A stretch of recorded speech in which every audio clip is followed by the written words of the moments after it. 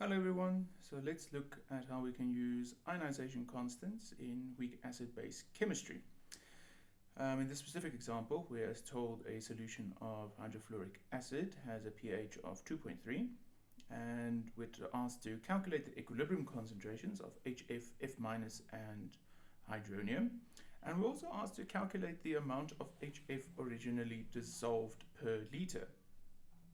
Alright, so which is interesting because usually we're given the initial amount and then we're asked to calculate the equilibrium concentrations. But what we'll see now is if we look up the Ka, so you can look up this Ka value for HF, hydrofluoric acid, in a table. So it's 7.2 times 10 to the negative 4. You look that up in a table, and if we measure its pH, you can actually gather a lot of information for it. So what I'm going to do is, I've written down our equilibrium here. So HF, it's an acid, it reacts with water, it forms hydronium and F- ions, or maybe it ionizes to hydronium and F-. And if we analyze it as that initially, right, we place some HF in water. So that means initially we will have the acid, right, at some concentration. Let's call that HF naught, right, because that's something that we want to determine.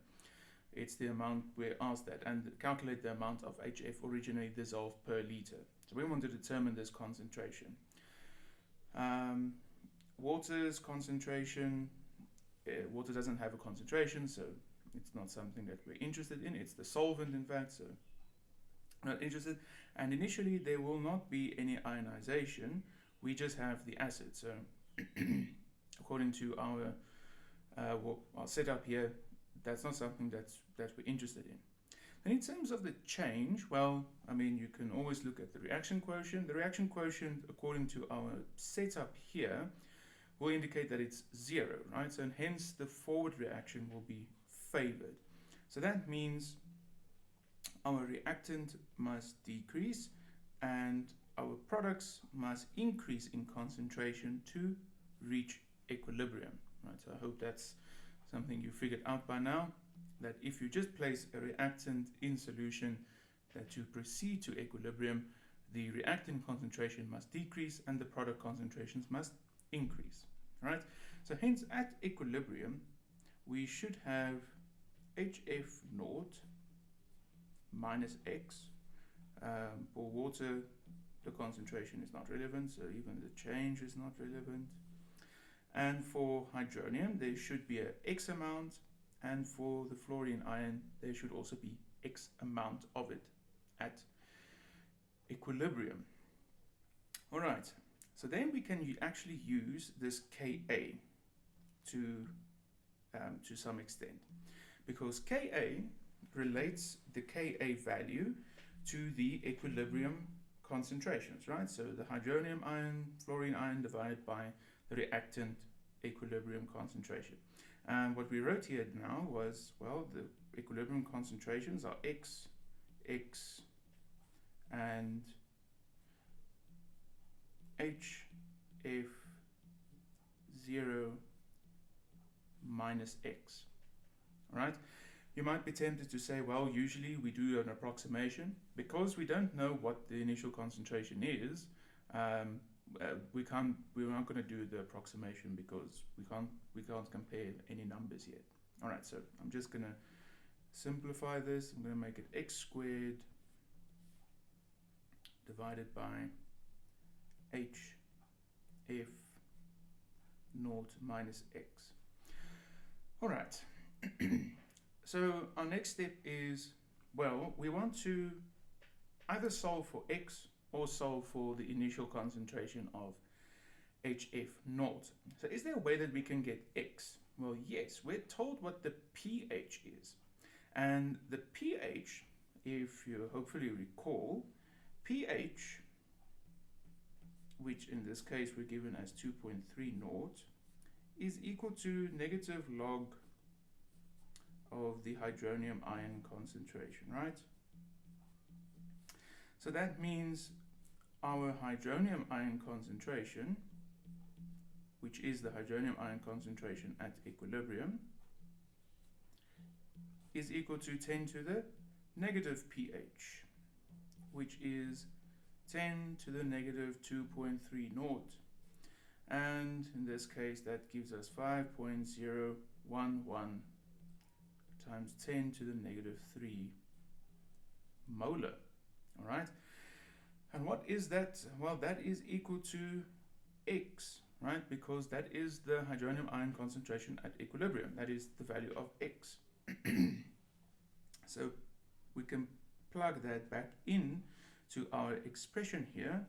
So that means the Ka, which is 7.2 times 10 to the negative 4, is equal to X squared, and X is 5.011 times 10 to the negative 3 molar squared, divided by HF naught minus 5.0011 times 10 to the negative 3 molar. All right, let's swap the denominator and the 7.2. So I'm going to solve it like this. So that means HF naught minus 5.0011. Of course, you can all do this first symbolically, and then ultimately you can just substitute everything in. It would be much simpler to write.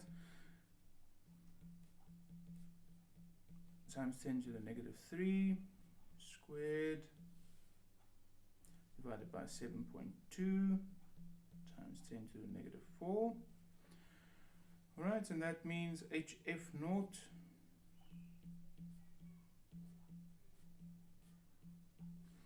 is equal to, right, so you're going to take that over.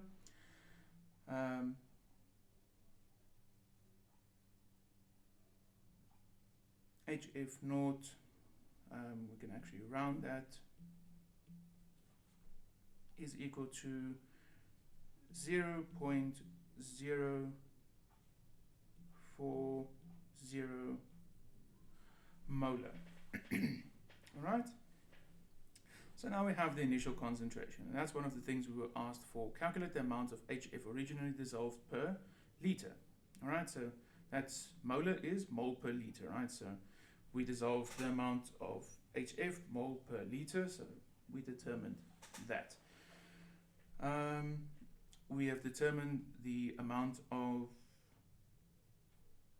hydronium and F minus, so we can also write that down. H3O plus at equilibrium is equal to the amount of F minus at equilibrium, and both of these values are equal to X. We just need to write them down correctly rounded, so to two significant figures. That's 5.0 times 10 to the negative 3 molar. Alright, so the only thing that we still need to do is we need to write down or calculate the amount of HF at equilibrium. And that is equal to the initial amount of HF minus X. And I mean, you use X as 5.011 times 10 to the negative 3. And HF naught, use the unrounded value that you calculated here. And if you then round everything here, I got a value of 0.035 molar. All right. And that is it. And that shows you can do with a relatively little amount of information, just the pH and the Ka, you can actually determine how much was dissolved and what are all the values at equilibrium, right?